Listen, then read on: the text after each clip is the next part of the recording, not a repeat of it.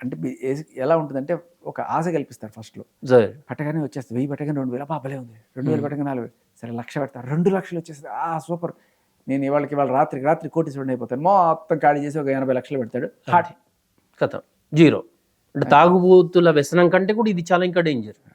సరే, నేను మొన్న ఒక వీడియో చూసిన మొబైల్లో.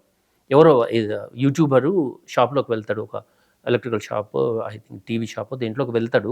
ఒక ₹1,00,000 ఐటెము, నేను ఇది కొంటున్నా, దీని కాస్ట్ ₹1,00,000, కానీ నేను ఈ గేమ్ ఆడుతున్నా, ఇందులో ఎంత వస్తాయో చూద్దాం. సో అది ఆడేస్తాడు, 1,00,000 వచ్చింది, దీన్ని నేను పేమెంట్ చేస్తున్నా, ఫ్రీగా తీసుకుపోతున్నా. మీరు కూడా ఇట్లా లాభం పొందాలి అంటే ఈ గేమ్ ఆడండి, అంత ఈజీ.